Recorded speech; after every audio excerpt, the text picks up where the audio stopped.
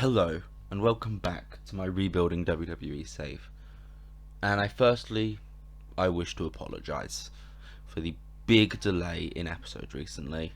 There's been a lot of stuff going on in my life. I've just finished my uni course, and a lot has been going on. I have not had the disposable time to make content, so I do apologise for that. However, we're going to aim to be back now, and we're going to aim to re-overtake WWE. Because we were ahead of them, we've now fallen behind them. We haven't had Backlash yet in this save. We're not even in May yet in this save. So we are going to try and catch up and overtake them again. Whew. Let's see what we can do though. Where are we holding this episode of Smackdown? Well, we are holding it in Kentucky, the AQU Alumni Coliseum, which is in Richmond, Kentucky. Should be a pretty fun show. Let's get right into it. And the show kicks off with the Bloodline in the ring. Roman Reigns, Jimmy Uso, Jacob Uso, and Jey Uso with Paul Heyman with them. And there in the ring, as saying, Drew McIntyre, last week you faced the Gauntlet. We told you, if you beat all three Usos, you would get a shot at the Universal title. You did not. You did not beat all three Usos. The Samoan werewolf, Jacob Uso, was too much for you. And so, Drew, you will not be getting a Universal Championship shot at Backlash. And that is final. At this point, there's nobody on this roster that deserves a shot at my title.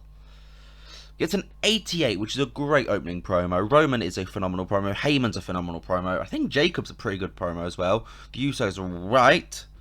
But he gets an 88, pretty good stuff. Continues the Royal Degree storyline. Walter defeats Happy Corbin in just over 8.5 minutes. Yet it's a pretty simple match. It's Walter against a larger opponent. Gives him a chance to show off something a bit different to what he's done previously. And they don't click, which is a shame because they're in a storyline together, so they're probably going to have to wrestle again at some point, potentially on a pay-per-view. But we might see if we can work out a way to not do that. 50 rating though, it's not too shabby. Considering they don't click. And it's after the match, though, that Imperium, Walter, Bartel, and Eichner beat down Corbin and Moss.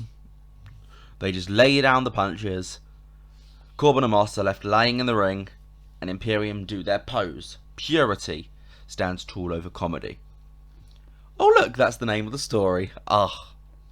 62 rating, so better than the match, which is great, so it gains heat for the story.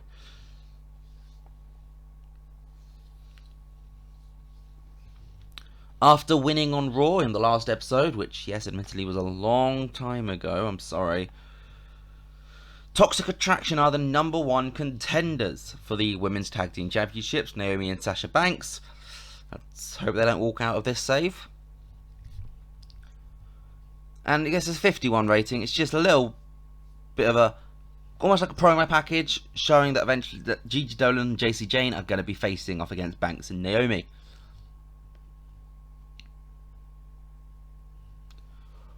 Humberto Carrillo and Angel Garza up next as Los Lotharios defeat Sheamus and Ridge Holland in 15 minutes 52 when Humberto pins Ridge Holland with a moonsault. Both teams show excellent chemistry, which is great news, but also makes me worry about how bad Ridge Holland is as a single star if with excellent chemistry he's getting a 39.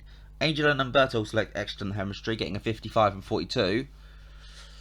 We need to work on those guys. But they pick up the win here. Great stuff, continues this storyline. And we get a return as Trish Stratus reveals that Charlotte Flair's challenger for the pay-per-view will be Bayley who is turning babyface.